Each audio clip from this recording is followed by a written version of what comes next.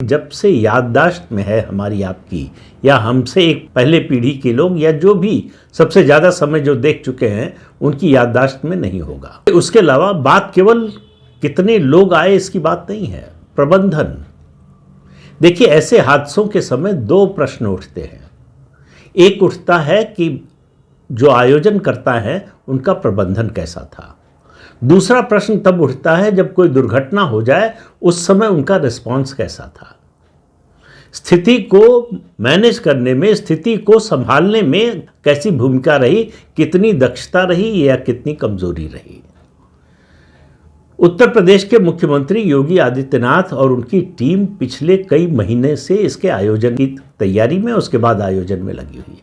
13 जनवरी से महाकुंभ शुरू हुआ, 16 दिन तक निर्बाध गति से चला, कहीं कोई समस्या नहीं आई, प्रबंधन की कोई समस्या नहीं उठी, किसी तरह की शिकायत कम से कम जो तीर्थयात्री हैं उनकी ओर से सुनने को नहीं मिली। राजनीतिक दलों की मैं बात नहीं करता, उनकी अपनी राजनीति है, वो करते रहेंगे। 29 तारीख को जो हादसा हुआ वो भी न होता अगर कुछ अति उत्साही लोग बैरिकेड तोड़कर दौड़ते नहीं और सोए हुए लोगों के ऊपर से चढ़कर जाते नहीं। सोए हुए लोगों के ऊपर से चढ़कर गए तो अचानक नींद में क्या हुआ उनको समझ में नहीं आया, और जो उठ सकते थे उठकर भागने लगे, जिनके ऊपर नहीं चढ़े थे वो भागने लगे। उस भगदड़ में जो नीचे गिरा था वो उठ नहीं पाया। तो ये तो हुई घटना। ये घटना इसलिए नहीं हुई कि प्रबंधन खराब था, ये घटना इसलिए नहीं हुई कि आयोजन में कोई कमी थी। ये घटना कुछ लोगों के अति उत्साह के कारण, और उस अति उत्साह के 2-3 कारण बताए जाते हैं।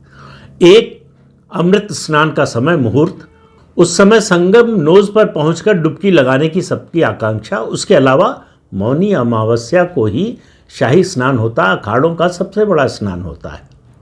तो अखाड़ों का स्नान देखने वाले लोगों की भी भीड़ थी उसमें, जो देखना चाहते थे कि किस तरह से अखाड़ों के संत महात्मा निकलते हैं स्नान के लिए।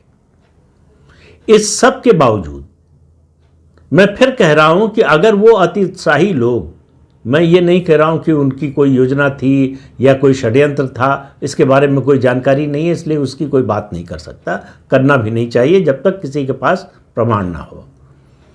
अगर ऐसा न करते तो ये दुर्घटना नहीं होती।